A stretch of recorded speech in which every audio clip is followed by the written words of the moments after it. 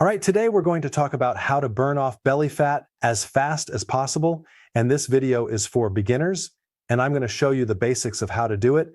But there's some very important details that you need to know. There's actually 5 vital and practical tips that you don't really find in books. And I've discovered these just with experience working with so many people for so many years. So I'm going to break it down. I'm going to make it very, very simple because so many people get overwhelmed with all these details of how to do keto. It's overcomplicated. And then some people just kind of give up. So let me just show you the 5 most important things to focus on so you can be very, very successful right from the beginning and not end up where a lot of people end up, where they get this plateau and they just can't seem to get past a certain point. So it's always very, very important to learn from other people's mistakes so you don't have to make them. And in this video, I just want you to get the very important things. You're going to have other questions for those questions and additional details. I have a million videos you can watch later, but at least let's get you started with the most important tips.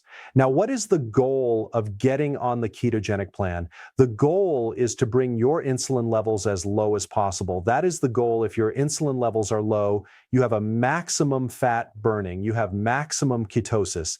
Ketosis is a state of producing ketones. Ketones are the byproduct of fat burning. And so the more ketones you generate, the more fat you're going to burn, and the faster you're going to lose your midsection now at the very top level of keto.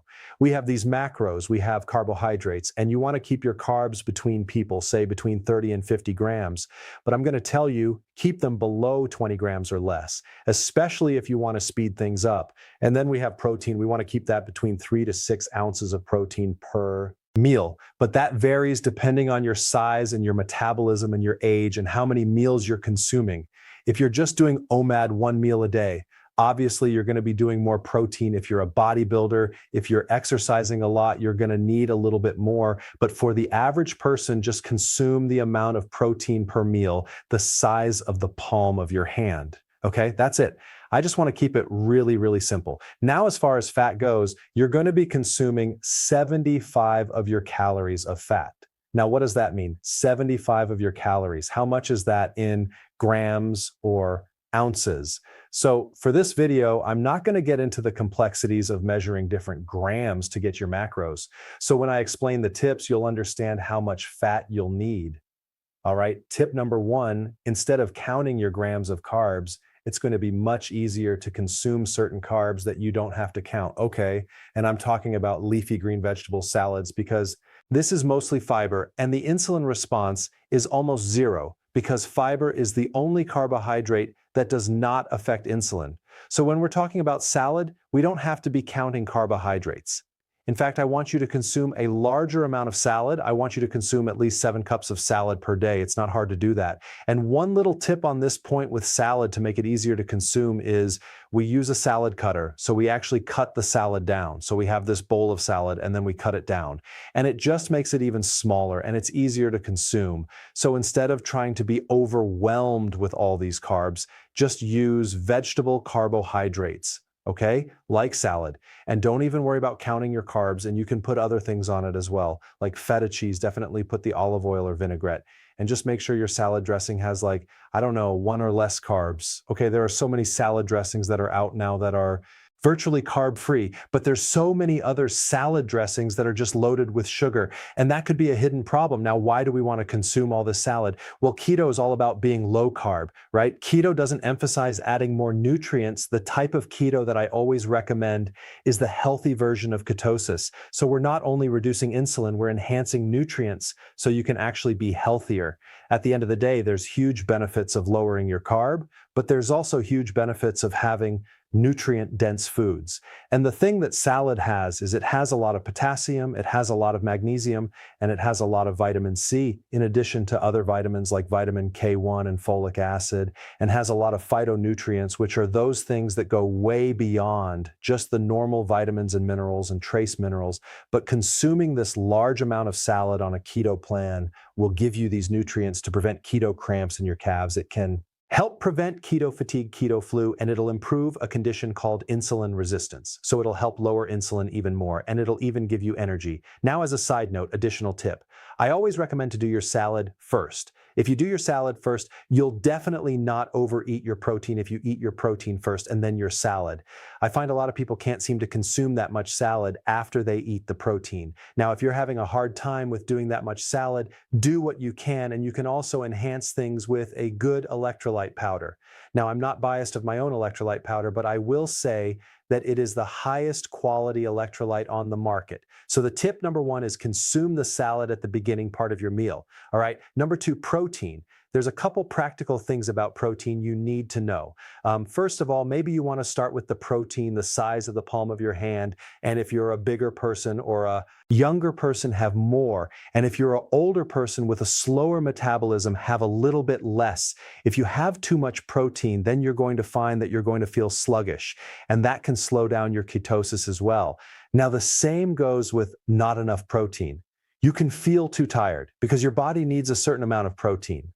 Now, the key with protein is don't do low fat protein. Find a protein that has the most fat. Normally comes with protein. And so if you're going to do a hamburger, which I actually eat a lot of hamburger, get the fattiest hamburger. If you're going to do fish, don't get the leanest fish, do the salmon or even sardines. Both of them are high in fat, and that's going to be much better than the lean protein if you're going to do chicken. Don't just do the skinless chicken breast, do the parts of the chicken that have the skin and the fat. Now, why is that? Because when you consume lean protein, you stimulate insulin a little bit more than if it was fattier protein. In fact, the thing that stimulates insulin, a very high level, is whey protein, because there's hardly any fat in whey, and that's the type of protein that I would not recommend. But the point is, try to get protein that comes with more fat. Pork has a lot more fat than other types of meat. If you do steak, try to eat the fat that normally comes with the steak. All right, that's tip number two. Now, tip number three is about fat. Now, if you're new to keto and you're just starting out, it's very important to increase the amount of fat at each meal. So that could be consuming more nuts. I like pecans, but you can do other types of nuts as well. You can do macadamia nuts. You have olives, avocado. You have more olive oil on your salad. You have MCT oil. But the question is, if you're eating all this fat, is that going to slow down weight loss? And the answer is yes, because the initial goal of the ketogenic plan is not necessarily to jump right into weight loss. It is to do this. And this is very, very important. So if you've checked out, just check back in right now and really pay attention to this next thing I'm going to tell you. It is very, very important to also do intermittent fasting with healthy keto. Now, why?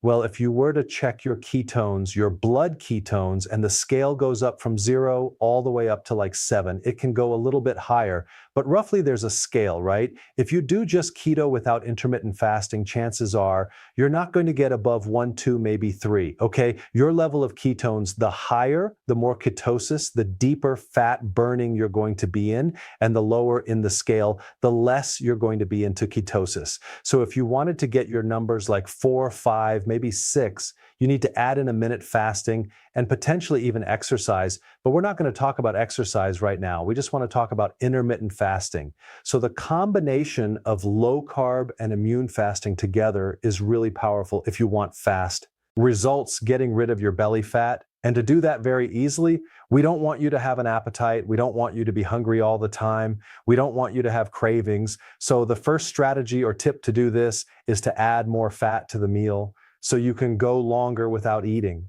So you can start your in a minute fasting pattern. So the first goal is not to eat breakfast, okay? To go as long as possible, and then have your first meal about 12 and your second meal at 6. And then over time, you'll squish these two meals closer and closer and closer.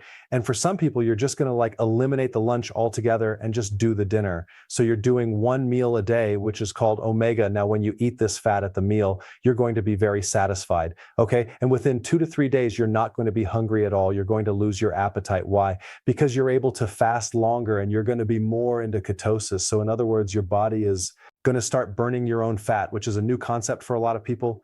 But here is the next point.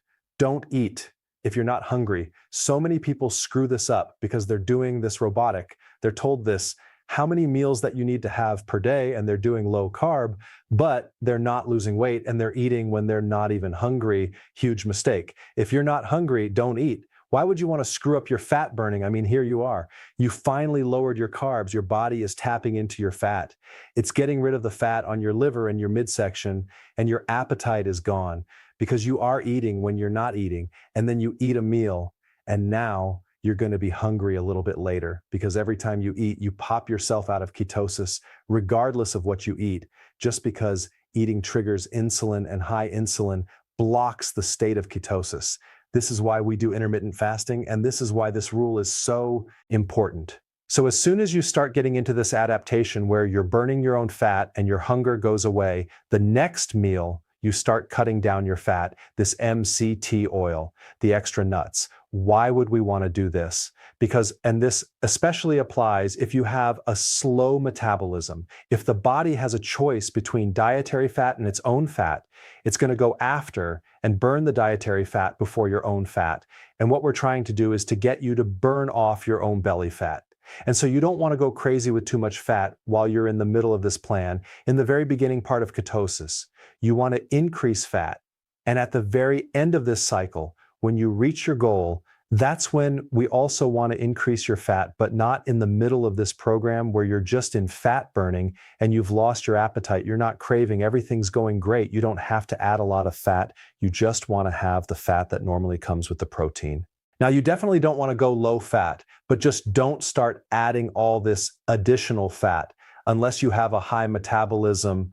When you're doing intermittent fasting, when you're doing ketosis, it's very important to include all the nutrients that you need to prevent nutritional deficiencies because you're no longer going to be doing 3 meals and snacks. And so if you're going to do 2 meals or 1 meal, it's a little more difficult to get your nutrients. And the fact that you're in ketosis means that you're going to be burning up different nutrients. The requirements of certain nutrients are going to be higher than they were before. So you're going to need more B vitamins, more electrolytes. One of the good sources of the B vitamins is nutritional yeast. And I'm not telling you you need to consume my nutritional yeast. You can do any type of nutritional needs. Just make sure it's not fortified with synthetic vitamins.